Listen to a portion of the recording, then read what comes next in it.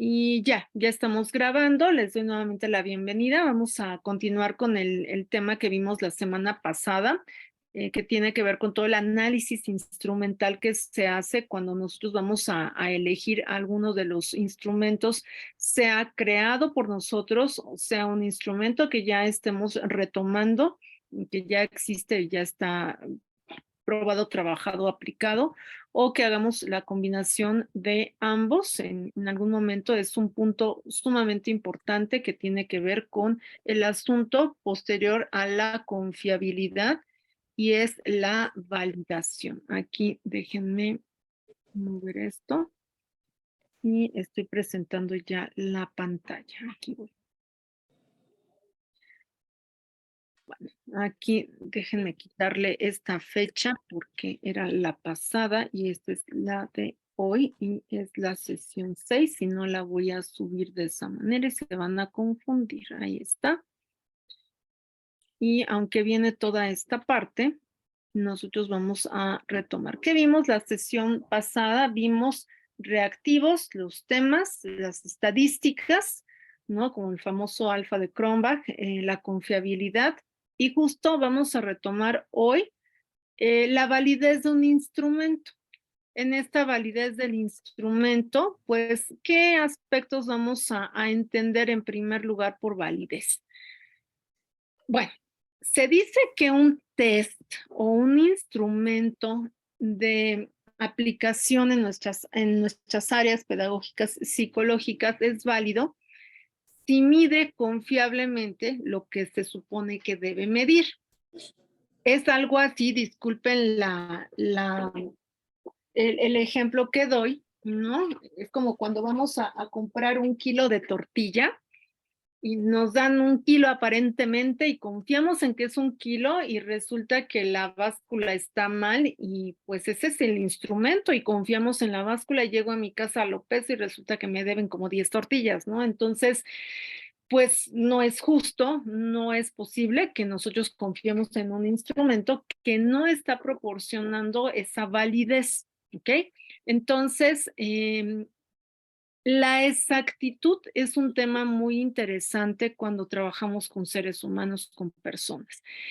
Y en sí, cada uno de nosotros somos tan diferentes que pues requerimos al momento de administrar, de aplicar una prueba, que sea lo más cercano, lo más confiable en exactitud para hacer mediciones que sean adecuadas con un instrumento y que realmente podamos nosotros confiar en el rasgo que estamos o que pretendemos más bien medir, ¿no? Eso sería como el primer punto. Cuando hablamos también de esta validez, estamos refiriéndonos a las mediciones que no solo sean confiables. Vamos a pensar que ya hicimos los pasos anteriores y sabemos que nuestro instrumento contiene preguntas confiables o premisas confiables, pero también que sean verdaderas y precisas. Aquí vamos más, la validación va más en el orden de la precisión. Y una medida válida es válida si mide lo que se supone que debe medir. Una medida confiable no siempre es válida. Ojo, aquí está muy importante estas dos frases. ¿Sí? Yo puedo validar la confiabilidad y decir, sí, este instrumento mide la inteligencia, pero la medida de lo que mide es lo que en algunas ocasiones puede tener menos precisión. Entonces debo ser muy selectivo. Es decir, si voy a aplicar una prueba de inteligencia, no va a ser la misma para un adulto que para un niño. Sí, entonces tenemos que ver cómo están dadas estas unidades de medida. De ahí cabría la validez, no ambas son confiables, pero no son válidas en función del grupo de personas en las que quiero aplicarlas, ¿no? Ese es el sentido de la validez. ¿Qué es lo que mide la validez o lo que ratifica la validez de un instrumento? Por ejemplo, preguntarnos, ¿Qué miden los puntajes del test de la prueba o del instrumento? ¿Qué predicen dichas puntuaciones? ¿Es materia de demostración empírica? Tenemos al instrumento, tengo mi test elegido de personalidad. ¿Qué es exactamente lo que está midiendo el puntaje de este test de personalidad? ¿Qué información me da esta puntuación? Y sobre todo, si es viable que tenga una demostración empírica. Eso es muy importante cuando estamos nosotros eligiendo un instrumento. Primero me voy con el aspecto de la validez en sí, ¿no? Puede haber una validez interna si el tratamiento experimental hizo alguna diferencia en un estudio específico. Es decir, al momento de que se probó el instrumento, sí hace variantes por edades. O puede haber un tipo de validez externa, es decir, a qué programas, a qué contextos, a qué poblaciones podemos generalizar los resultados del estudio. Eh, a lo mejor si nos vamos en esta cuestión cultural, es un test que sí es válido, ¿no? Como tal, sí aplica en esas circunstancias, pero lo puedo generalizar en un contexto, por ejemplo, de ciudad, que en un ámbito de un entorno que está en la sierra de Querétaro, o sea, lo puedo generalizar y decimos sí, porque el contexto de experiencia cultural no incide en las respuestas, va directamente con la cuestión de la persona. Perfecto, entonces puedo entender que es válido tanto interna como de manera externa. Ahora bien, cuando nosotros investigamos las características o cierta característica en un instrumento, generalmente tratamos de responder a 3 cuestiones. Fíjense bien, la primera, ¿qué tan representativo es el comportamiento elegido como muestra del universo que representa? 2, ¿qué significado tiene ese comportamiento respecto a los atributos de la persona que son de interés para la medición? Eso es muy importante porque entonces lo estamos trabajando en función de la persona a la que está siendo aplicada. Y 3, ¿hasta dónde se podría o se puede predecir el rendimiento del sujeto o su aprendizaje en un programa de entrenamiento? ¿O hasta dónde se puede anticipar su nivel de desempeño en el trabajo, en la escuela, en las relaciones interpersonales a partir de su ejecución en la prueba? O sea, ¿es predecible? Estos 3 tipos de preguntas corresponden a los diferentes índices de validez. Si se fijan, ya la validez tiene mucho más que ver con la aplicación en las muestras, ¿no? En los individuos, porque la parte de confiabilidad estaba más bien en el entorno del mismo instrumento, cómo había sido elaborado, las puntuaciones, los rangos de preguntas que se pueden repetir para que se consolide un área que queremos conocer. Y aquí tiene mucho más la validez con la puesta en práctica o la aplicación del instrumento, la prueba o el test en las personas, ¿no? Ahí está midiendo esa parte y a eso hace referencia los índices de validez. Cuando hablamos de validez de contenido, se trata de revisar hasta dónde los ítems de un instrumento son representativos del universo de contenido de lo que queremos medir. Podemos decir que lo es, ¿sí? que sí lo representa, pero la pregunta sería, ¿cómo podemos lograr estimar esa validez en un instrumento?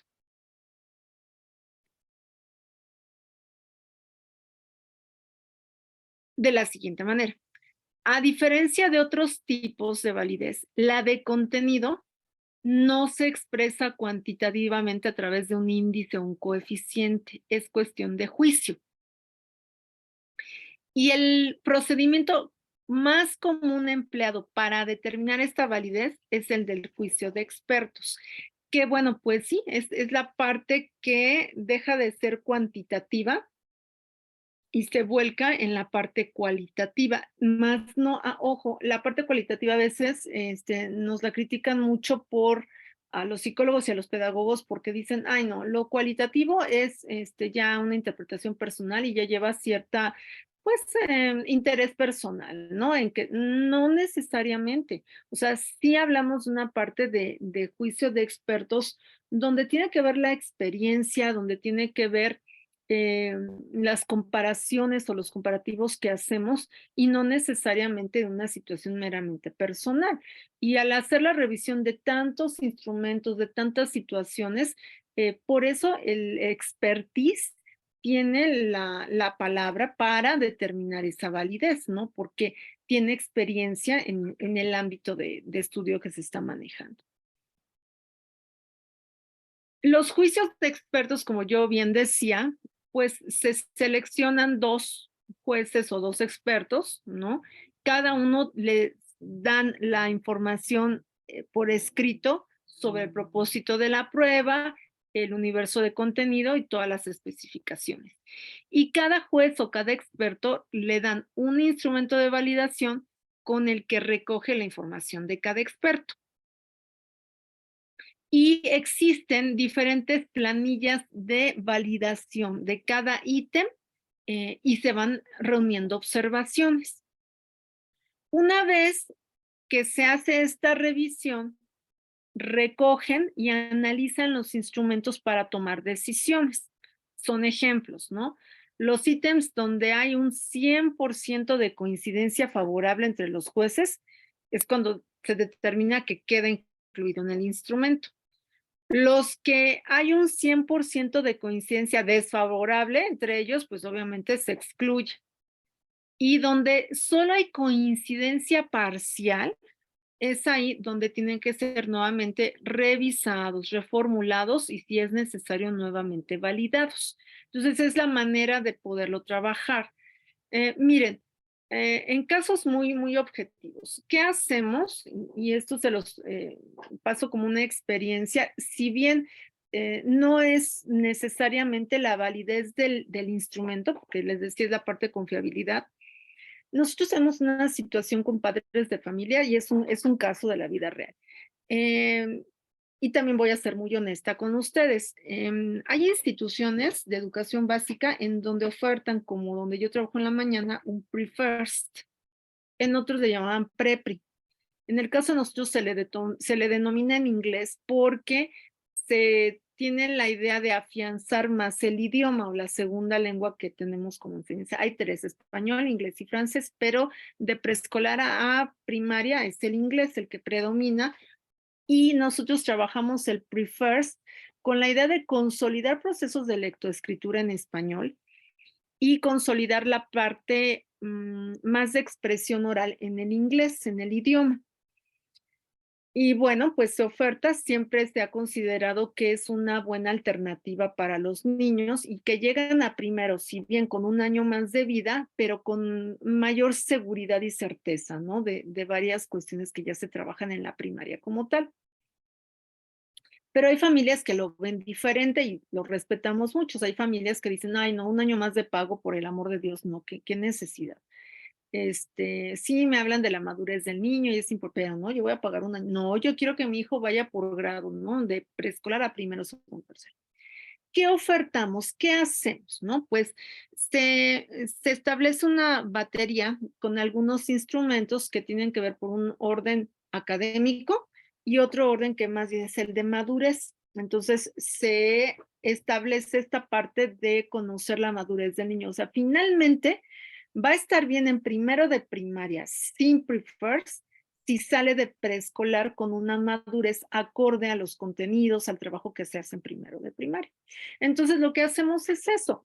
Se elige un instrumento para medir la madurez, medir la personalidad y, por otro lado, instrumentos que miden lo académico y lo aplican 2 psicólogas, o sea, no que cada uno aplique, pobres niños, sino que se aplica el instrumento y la interpretación la hacen 2 psicólogas, totalmente cada quien en sus tiempos, en su momento, pero al finalizar y al tener los resultados, hacemos un cruce de información. Ahí estamos ya en la otra parte, tanto los directores como los psicólogos del departamento de psicopedagogía, y entonces es cuando validamos las respuestas, en donde escucho yo a una de las psicólogas qué resultados les dan las pruebas y a la otra. Y entonces, cuando, por ejemplo, vemos que coinciden, pues ya, sin más, ¿no? Está validado el instrumento y damos la respuesta a los papás, ¿no? Que sí y que no. En el caso de cuando vemos que no hay coincidencia entre las validaciones, aplicamos otro instrumento. Ujú, para poder determinar su validez y entonces dar a las familias la mejor opción. Y se les dice, ¿no? El niño está maduro para entrar a primero, nosotros te ofrecemos prefers, tú decides, ¿no? Y otro donde les decimos, ¿sabes qué? Tiene esto. Y les quiero decir que, chicos, de pandemia es mucho más la necesidad de un prefers, ¿eh? Sin hablar de mercadotecnia.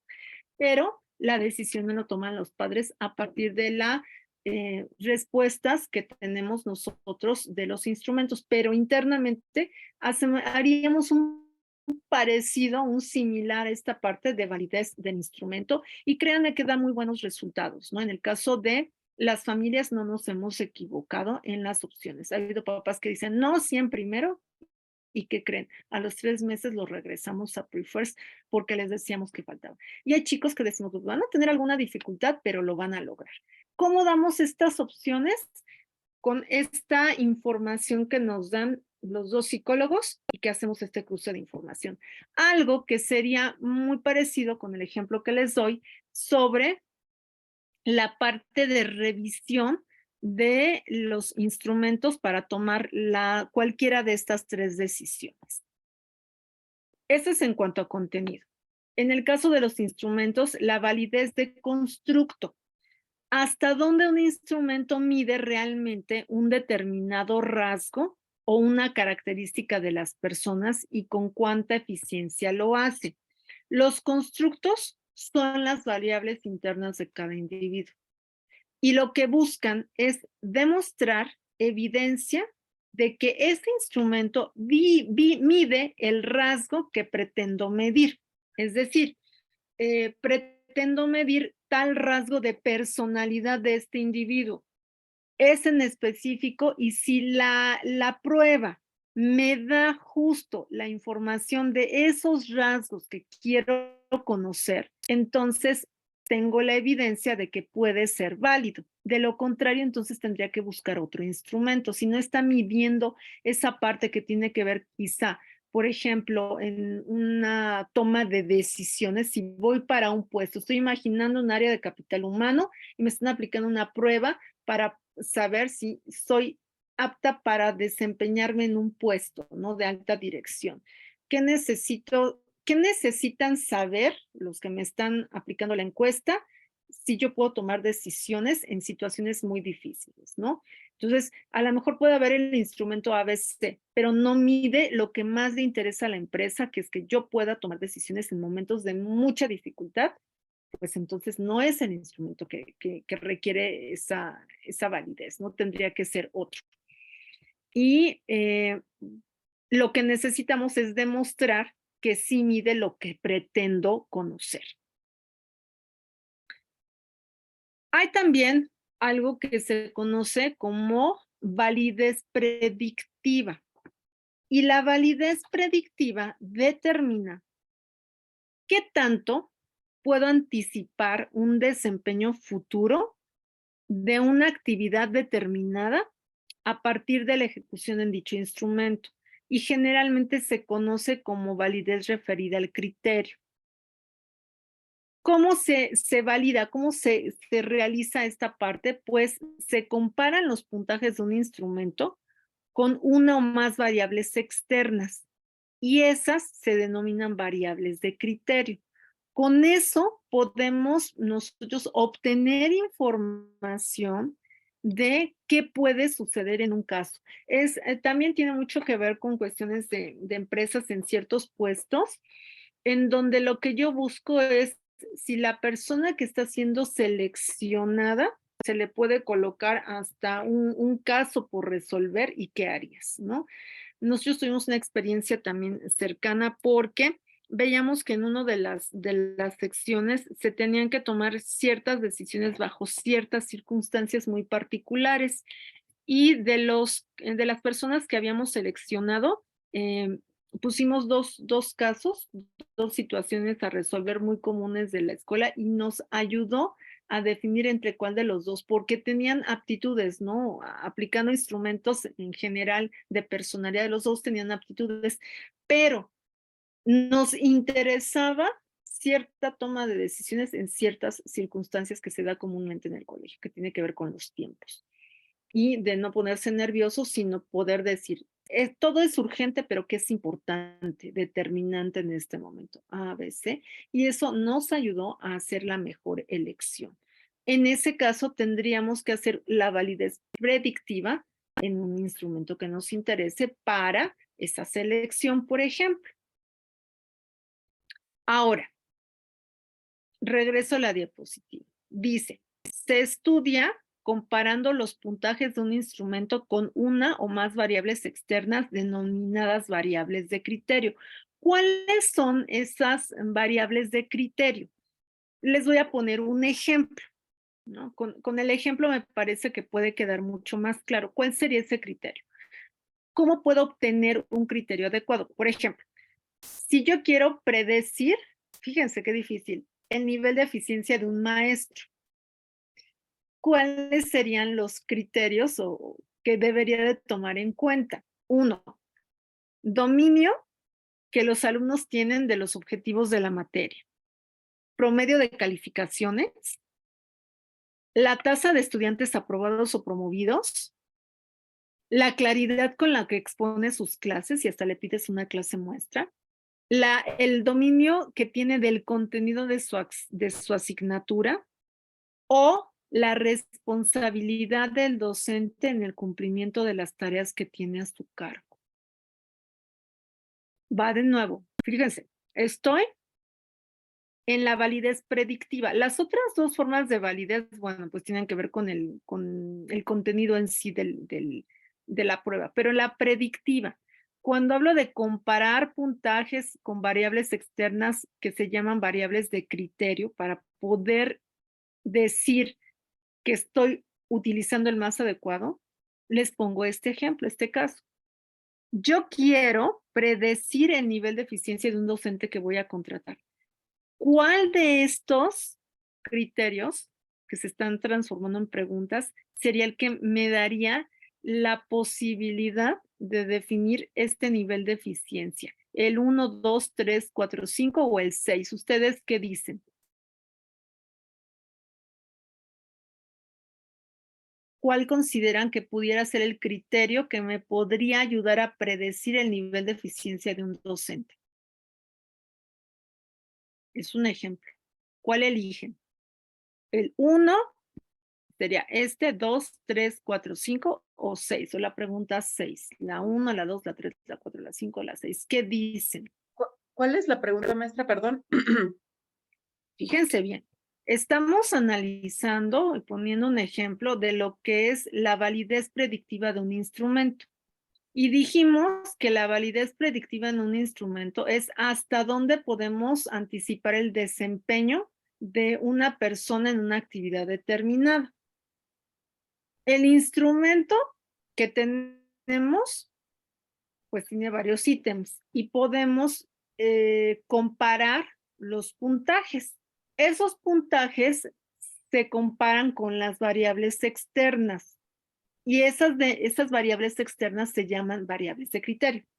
¿Cuál sería un ejemplo de variable de criterio que me dé información sobre el nivel de eficiencia de un docente? ¿Cuál de estas que están aquí cumpliría el requisito llamado variedad de criterio? La 1, la 2, la 3, la 4, la 5 o la 6. Maestra, el promedio de calificaciones me suena que puedes sacar datos más cuantitativos, ya que los demás pues suelen, bueno, parecen ser demasiado. Tú dices que sería El segundo.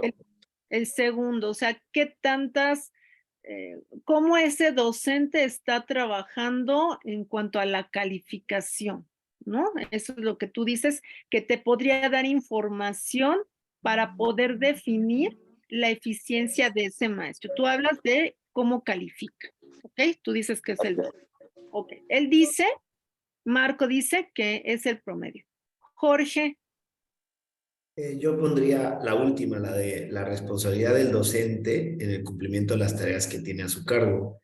O sea, ahí tendrías que manejar como estilos KPIs, ¿no? O sea, si entrega las calificaciones en tiempo, si genera los reportes de, no sé, los reportes de avance de cada alumno, así es, si... Jorge. mm, ¿Qué creen? Es la sexta. ¿Por qué? Regreso a lo mismo. Ojo, a lo mejor aquí los desperté a todos, ¿no? Porque estaban viendo las diapositivas, pero aquí fue una pregunta pues con la idea de que ustedes me dijeran cómo ustedes podrían definir la validez de un instrumento que requiere, en este caso, eh, predecir el nivel de eficiencia de un maestro. Imagínense que van a contratar a un maestro y les interesa que sea eficiente. Eso tiene que ver con un instrumento que maneje validez predictiva. Un ejemplo de validez predictiva sería justo el aspecto número 6. Yo puedo conocer la tendencia de un maestro eficiente a partir de qué tan responsable es en cumplir lo que yo le pido, porque miren, puede ser que tenga un maestro que domina perfectamente su materia, es buenísimo. Un maestro que, como dice Marco, califica extraordinariamente bien, o sea, es sumamente objetivo. Es un maestro que reprueba mucho. Ay, feliz, o sea, en verdad que él va, es bien duro, ¿no? Y me encanta que repruebe. Bueno, puede haber una institución así. Otro que es súper claro en lo que expone. Y otro que, bueno, no solamente tiene experiencia, sino que tiene un dominio extraordinario de la asignatura. Pero a mi escuela no me entrega ni reportes, no me entrega calificaciones, no me dice cómo van los alumnos, siempre le tengo que estar pidiendo ya sus calificaciones en la víspera. Para las características de la escuela, no es un docente que muestre eficiencia en su trabajo. Para esa escuela, dice, lo que más me interesa a mí es que sea responsable en lo que le corresponde. Y dentro de esas responsabilidades es dar clase. Siempre llega tarde. Bueno, es cierto, ¿eh? O sea, en 15 minutos da una clase que no la da ninguno en 60. Pero no es lo que estamos esperando, ¿no? Como eficiencia de él. Entonces, un ejemplo de validez por criterio sería el punto 6, la responsabilidad. Fíjense cómo el instrumento tiene que estar construido y tenemos que revisar qué tipo de ítems o de premisas nos va a dar la información que requerimos.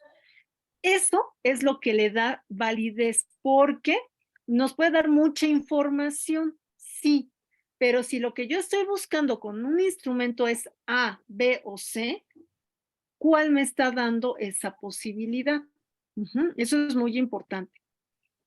Por lo tanto, ¿qué se nos recomienda? Utilizar criterios múltiples, como por ejemplo, indicadores de desempeño, y no solamente los indicadores simples o únicos, que solamente nos dan como que cierta información.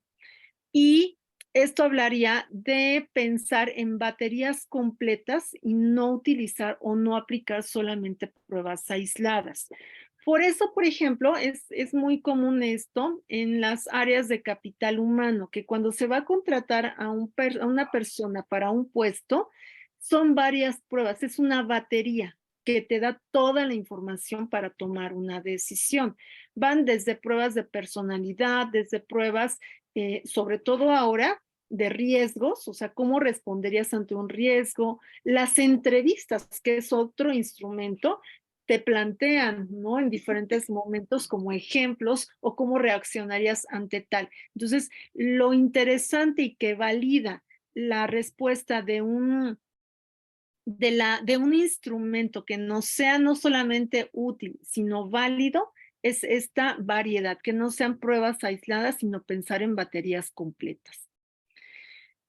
Ahora, además de elegir las más adecuadas, ¿qué puede afectar la validez de una prueba? Que ese es otro aspecto. Perdón, aquí apareció algo. ¿Qué podría afectar la validez de una prueba? Miren, podría afectarla, déjenme quitar lo que me esté estorbando por aquí, que yo sí lo veo. Por ejemplo, instrucciones imprecisas o vagas. Puede ser que la prueba ya esté autorizada, por ejemplo, pero hay algunos ítems o algunas instrucciones, más que ítems, algunas instrucciones que si no son leídas con claridad, pueden llevar a la persona que responde a cometer errores. Entonces es muy importante insistir, por ejemplo, que se lean bien las instrucciones. Hay quienes se equivocan y que lo llenan en la prueba y no en la hoja de respuestas. Y eso se debe simplemente a que no se leyeron bien las instrucciones o a que no hay claridad en las indicaciones o simplemente nunca aparecía esa indicación. Otra cuestión que puede afectar la validez de una prueba, sobre todo en la construcción del instrumento, es la sintaxis de la oración, que es tan complicada que no se entiende. Y tampoco es la finalidad, si no, no contrates a nadie, por ejemplo, ¿no? O todo el mundo va a estar mal en una de las áreas, ¿no? Las preguntas con niveles de dificultad inapropiados, que están mal redactadas, preguntas que sugieren respuestas, la ambigüedad en la formulación de los reactivos, nos puede llevar a hacer un montón de interpretaciones,